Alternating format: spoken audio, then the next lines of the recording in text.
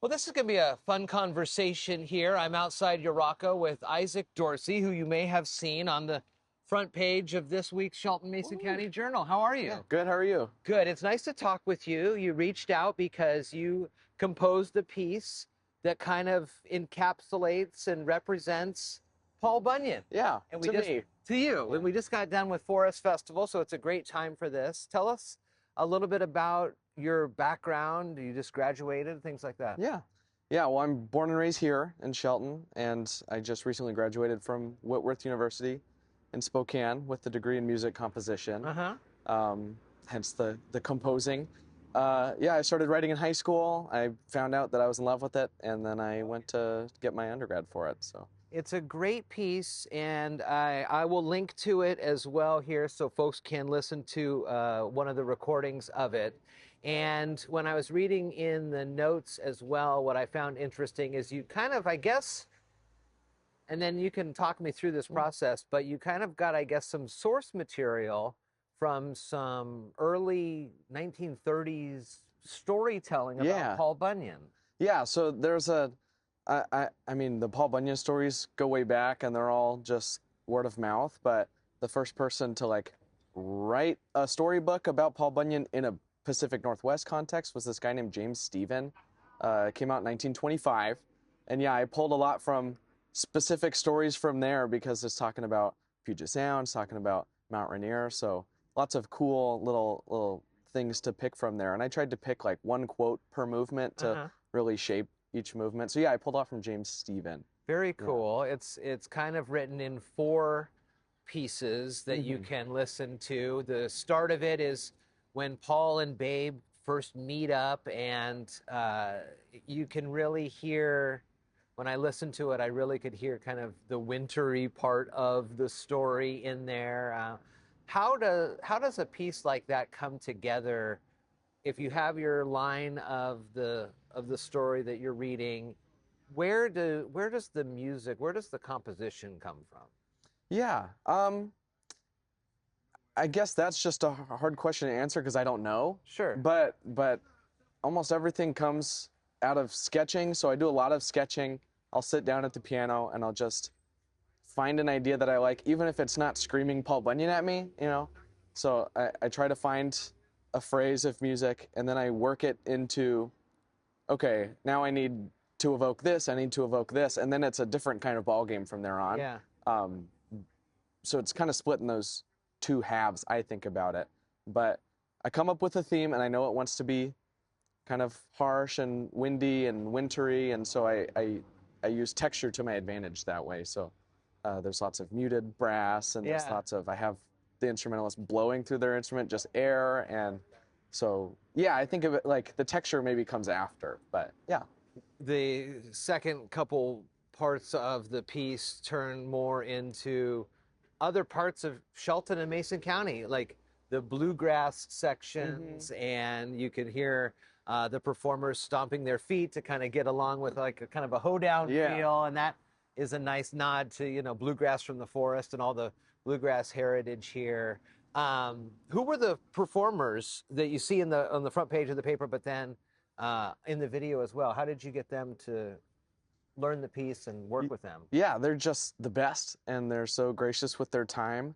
They're all really great friends of mine and people I've really learned or gotten to know at Whitworth. A couple of them, Will and Michael, the trombonist and the tuba player, are my housemates. Uh-huh. And Julia and Alexis, the trumpets, are both just phenomenal trumpet players who are really great friends of mine. And the other Isaac Crawford Heim is the horn player, and we're both Isaacs who play horn who have long hair. So Okay. it's kind of like the twin at Whitworth, I guess. But yeah, they're all just great friends of mine. I just asked them if they'd play a piece on my senior recital, and they graciously said yes. So I'm forever grateful. So this was part of your final graduation requirement to create the piece, or was it something you've been working on for a while and this was the culmination of it? Yeah, so seniors have to do a senior recital. It's an hour-long recital of composed music. So I started sketching this piece over last summer. Okay. I knew I wanted to do something Paul Bunyan themed, Shelton themed, so I just got it in the works late last summer and worked on it all year. So yeah, it's culminating for the school year. Yeah. What's the future of this piece look like? Is it going to be, I mean, you see it, and I'll put again the YouTube link there, but are there going to be opportunities for either them to come out and play here locally, or is it like where you commission it and that somebody, a group here learns it, or maybe one of the high school bands learns it, or what's the future look like? Yeah, so I mean, every composer hopes their piece gets played a couple times. Right, So sure. I'd love to, I mean, yeah, they're And not just by the band. family. Yeah, not just, so I'd love for them to play it again. But maybe, like, I'll send it to a lot of other professional ensembles as well. Okay. Like, that's how you really get performances, is you just kind of spread your net. Yeah. Or cast a wide net. But other avenues for future performances could look like arrangements. So that's, like, as a composer, especially early composer, you have to be really flexible with what people can ask you to do. Yeah. So a piece like this, if someone wants to play it, but they're a high school band, or they're the Whitworth band, or they're an orchestra or something, I'll need to be able to upscale this piece. So will you do that so when you composed this and you started on the piano, did you layer in specifically, you looked at the piece and you heard it in your mind's eye and you go, I need a tuba for this section. So you write the tuba charts out, or how did you pick these specific instruments to add to the whole overall? Yeah, well, it really comes from just a standard kind of instrumentation. So a brass quintet is one of those, like, as far as wind ensembles go, one of the, like, cornerstone staples of standard instrumentation. A good friend of mine, also composer Connor Waller, did a brass quintet on his senior recital.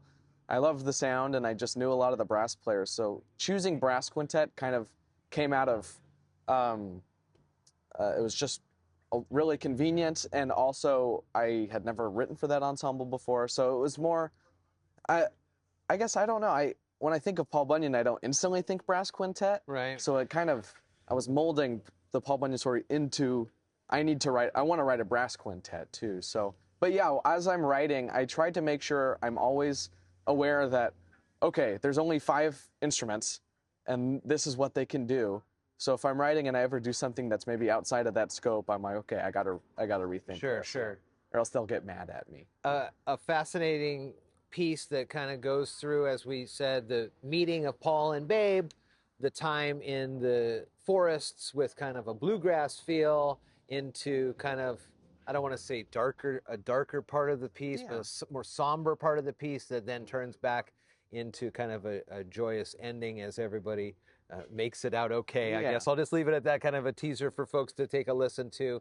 A great piece that really encapsulates Paul Bunyan, and it's got Mason County, it's got Shelton written all over it. So a very cool thing, and good for you. And thank you. Whitworth, a good music school then. Yeah, oh, love them. I'm giving them all my praise. Very cool. Isaac Dorcy, it is the Ode to Paul Bunyan. It's in this week's journal right on the front page, and I'll put the link to the YouTube so you can take a listen as well. It was nice to talk with you. Awesome. Yeah, nice to talk with you. Thank you.